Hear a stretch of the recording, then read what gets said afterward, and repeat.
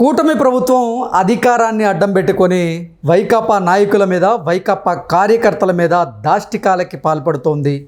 దానికి పోలీసులు కూడా వత్తాసు పలుకుతున్నారు.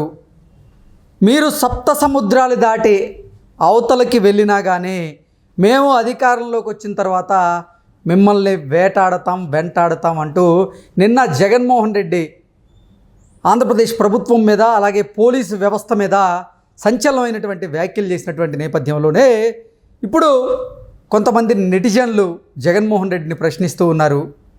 జగన్మోహన్ రెడ్డి ముఖ్యమంత్రిగా ఉన్నటువంటి సమయంలో అధికారాన్ని అడ్డం పెట్టుకొని మీరు టీడీపీ కార్యకర్తల మీద, టీడీపీ నాయకుల మీద చేసినటువంటి దాష్టికాలు మర్చిపోయారా?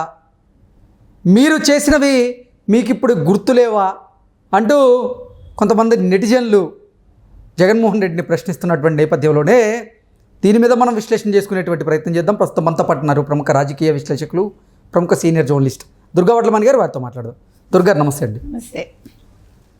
నిన్న జగన్మోహన్ రెడ్డి ప్రెస్ మీట్ పెట్టి ఆంధ్రప్రదేశ్లో కూటమి ప్రభుత్వం అధికారాన్ని అడ్డం పెట్టుకొని వైసీపీ నాయకుల మీద, వైసీపీ కార్యకర్తల మీద దాష్టికాలకి పాల్పడుతూ ఉంది. దానికి పోలీసులు వత్తాసు పలుకుతూ ఉన్నారు అంటూ జగన్మోహన్ రెడ్డి సంచలనమైనటువంటి వ్యాఖ్యలు చేసి, ఇప్పుడు ఎవరైతే పోలీసులు దాష్టికాలకి పాల్పడుతున్నారో మేము అధికారంలోకి వచ్చిన తర్వాత మీరు సప్త సముద్రాల అవతల ఉన్న మిమ్మల్ని మేము శిక్షిస్తాం అంటూ ఇప్పుడు జగన్మోహన్ రెడ్డి వారిని హెచ్చరించేటువంటి ప్రయత్నం చేస్తూ ఉన్నటువంటి నేపథ్యంలో కొంతమంది నెటిజన్లు మాత్రం జగన్మోహన్ రెడ్డిని ప్రశ్నిస్తూ ఉన్నారు. మీరు గతం మర్చిపోయారా?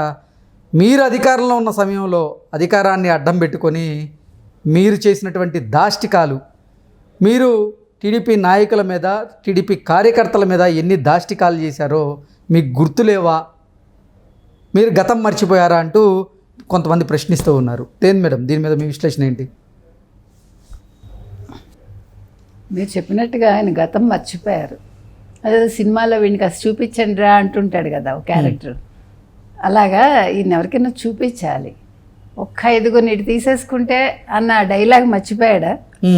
ఒక 5-6 ఇటు తీసేసుకుంటే మీకు ప్రతిపక్ష హోదా కూడా ఉండదు అన్నాడు కదా. 23 ఉంటే నువ్వు 11 పెట్టుకుని నువ్వు ఎట్లా ప్రతిపక్ష హోదా అడుక్కుంటున్నాడు. మేమో కూటమి, మీరో కూటమి, ఇంకెవరున్నారు, నాకు ప్రతిపక్ష హోదా ఇవ్వండి అని అడుక్కున్నాడు నిన్న ప్రెస్ మీట్లో. మీరు చూశారు కదా. అంటే ఆ స్థితికి వచ్చాడు.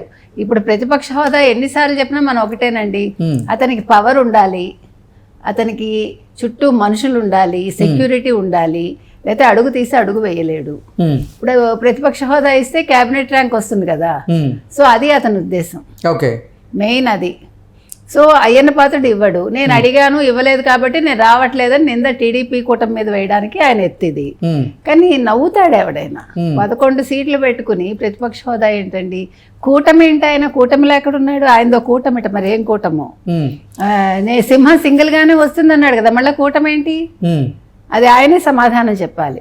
తర్వాత కార్యకర్తలుని, లేకపోతే అంటే వైకాపా కార్యకర్తల మీద, వైకాపా నేతల మీద ఇప్పుడు కూటమి ప్రభుత్వం దాష్టికాలకు పాల్పడుతుందంటూ నిన్న జగన్మోహన్ రెడ్డి ఆర్తనాదాలు పెట్టినటువంటి నేపథ్యంలో మీరు అధికారంలో ఉన్న సమయంలో మీరు టీడీపీ కార్యకర్తల మీద, టీడీపీ నాయకుల మీద చేసిన దాష్టికాలు మీకు గుర్తులేవా? ఇప్పుడు మీ ఆర్తనాదాలు దేనికి కారణం? అసలు మీరు గతం మర్చిపోయారంటూ కూడా ప్రశ్నిస్తున్నారు కదా, దాని గురించి ఏమంటారు? దాని గురించి వస్తున్నానండి. ఇప్పుడు చంద్రబాబు నాయుడు గారిని అరెస్ట్ చేసినప్పుడు మరి 41A చూపించారా, అయితే ఏదైనా నోటీస్ చూపించారా? మీరు అరెస్ట్ అయ్యారండి అని చెప్పి తీసుకెళ్ళిపోయారు కదా నంద్యాల బస్సులో ఉండగా. అంటే మీరు అన్నట్టుగా గతం గుర్తులేదు ఆయనకి. ఎంతమంది తెలుగుదేశం కార్యకర్తలు కావచ్చు, జనసేన వాళ్ళు కావచ్చు, వాళ్ళ మీద చెత్తబండిలో వాళ్ళని ఎక్కడికో తీసుకెళ్ళి ఏదో ఊరు తిప్పి, వాళ్ళు ఎక్కడున్నారో తల్లిదండ్రులకు తెలియక వాళ్ళు అల్లాడిపోయి వాళ్ళని ఎక్కడెక్కడో పెట్టి, ఇవన్నీ కూడా జగన్మోహన్ రెడ్డి గుర్తులేదేమో. అంటే అప్పుడు ఆనందపడ్డాడు. ఇప్పుడు మన సినిమాల్లో విలన్స్ చూడండి, ఎవరైనా కొంచెం ఇబ్బంది పెడుతున్నా లేకపోతే బాధిస్తున్నా సంతోషపడతారు. అట్లా సంతోషపడ్డారు పెద్ద మనిషి. ఈ రోజు ఏమంటున్నాడు? మా వైసీపీ కార్యకర్తల మీద కేసులు పెట్టినా, మా వైసీపీ కార్యకర్తలు బాధ పెట్టినా, లేకపోతే మా వైసీపీ వాళ్ళని బాధ పెట్టిన వాళ్ళని మర్చిపోను అంటున్నాడు. మరి తెలుగుదేశం ఎలా మర్చిపోవాలి? నువ్వు చేసింది మామూలు విషయాలా? నువ్వు అసలు మాట మాట్లాడటానికి అర్హుడువా? అసలు 41A గురించి మాట్లాడే అర్హత నీకుందా?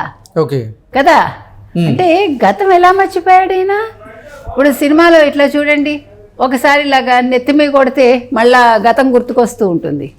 అట్లా అయ్యాను, నెత్తిమీ కొట్టాలో లేదా ఏదైనా యాక్సిడెంట్ అయితే బొర సరైపోతుందో మనకు తెలియదు. సినిమాలో చూస్తుంటాం, సీరియల్స్లో మనం ఇలా కొట్టగానే వాడికి మతిపోతుంది, మళ్ళీ కొట్టగానే మతి వచ్చేస్తుంది. ఇప్పుడు జగన్మోహన్ రెడ్డి పరిస్థితి అలా ఉందేమో. ఇంకొకటి, సప్త సముద్రాలు దాటైనా నువ్వు సప్త సముద్రాలు దాటడం తర్వాత నువ్వు యలహంక ప్యాలెస్లోంచి బయటికి రా ముందు. లేదు నువ్వు అదేంటది ఇప్పుడున్నాడు తాడేపల్లి ప్యాలెస్, అక్కడి నుంచి బయటికి రా, వచ్చి మాట్లాడు. ఏమన్నా అంటే నేను లేస్తేనా అంటూ ఒక సామెత ఉంది. నేను లేస్తే మనిషిని కాదంటాడు. నువ్వు లేచేది ఎప్పుడు, మనిషి అయ్యేది ఎప్పుడని. అట్లాగే ఈయన అసలు ఇంకొకటండి, అసలు నువ్వు మళ్ళా అధికారంలోకి వస్తానని ఎలా కలలుగంటున్నావు? మీరు అబద్ధాల హామీలు అంటాడు, నువ్వు అబద్ధాల హామీలే ఇచ్చావు. నువ్వు గుర్తు తెచ్చుకో, మద్యపాన నిషేధం చేసావా నువ్వు? కుటుంబంలో ఒక కూతురుకో ఒక కొడుకు ఇచ్చాడు కదా 15,000. మరి అది తప్పే కదా. అందులో 2,000 తీసుకుంటాను ముందే ఏమన్నా నువ్వు చెప్పావా? 15,000 అని అనౌన్స్ చేసావు. నువ్వు అబద్ధం చెప్పావా లేదా? ఇంకా చాలా అబద్ధాలు చెప్పాడు కదా ఈయన. మరి అవి మర్చిపోతాడా? ఇంకా సూపర్ 6 అమలు చేస్తున్నారు. నువ్వు 8 నెలల తర్వాత చేసావు. వీళ్ళు ఇప్పుడు గ్యాస్ బండి ఇస్తున్నారు కదా, సిలిండర్ ఇస్తున్నారా లేదా అండి? మొదలైంది కదా అది కూడా. ఒక్కొక్కటి అవుతాయి, నువ్వెందుకు తొందరపడతావు? ఎవడు అబద్ధాలు చెప్పాడు? ప్రజలకు తెలుసు. ప్రజలన్నీ గమనించబట్టే వీళ్ళకి వేశారు. నువ్వు ఎట్లా అరాచకాలు చేశావు, నీ 500 కోట్ల ప్యాలెస్ సంగతి ఏంటి, నీ డ్రగ్స్ మాఫియా ఏంటి, నీ కంటైనర్స్ ఏంటి, ప్రజలకు తెలిసాకే వాళ్ళు నీ విల్లాల గురించి, నీ ప్యాలెస్ల గురించి మొత్తం అన్నీ తెలిసాకే కదా నేను వద్దనుకున్నారు. మీ వాళ్ళందరూ చేసిన దాష్టికాలు మామూలా? నువ్వు చేసిన అవినీతి అక్రమాలు, మైనింగ్ దందాలు, ఎన్ని దందాలండి, భూ ఆక్రమణలు, అసలు వైజాగ్ మొత్తం కబ్జా చేసినట్టేగా సగం పైగా. సో ఇవన్నీ గుర్తుపెట్టుకోకుండా నేను మళ్ళా వస్తాను ఎందుకంటాడండి? సరేనయ్యా వచ్చావు అనుకుందాం, నెక్స్ట్ టర్మ్కి వస్తాడయ్యా. నువ్వేం చెప్పాలి? నేను రాష్ట్రాన్ని అభివృద్ధి చేస్తానని చెప్తావా? మీ మీద నేను దాన్ని ఏమంటారు ప్రతీకారం తీర్చుకుంటా అని శపథాలు చేస్తావా? అంటే నువ్వు ముఖ్యమంత్రి అవ్వాలనుకుంది ప్రతీకారం తీర్చుకోవటానికా? అది కాదుగా. ప్రజల్ని పాలించడానికి నువ్వు ముఖ్యమంత్రి అవ్వాలి, అది గుర్తుపెట్టుకో.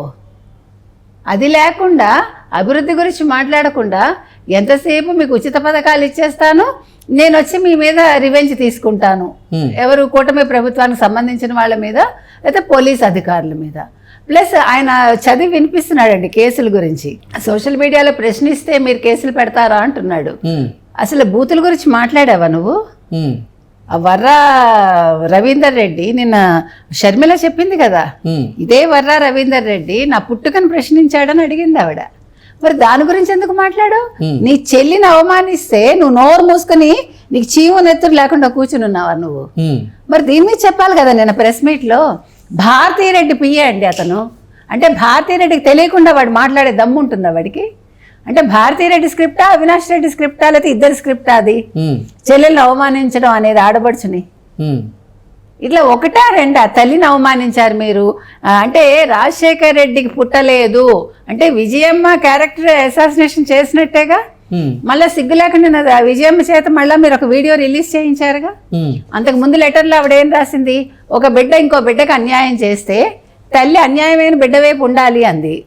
మళ్ళా నేను నా పిల్లల్ని చాలా పద్ధతిగా పెంచానంటుంది. ఇదే పద్ధతి?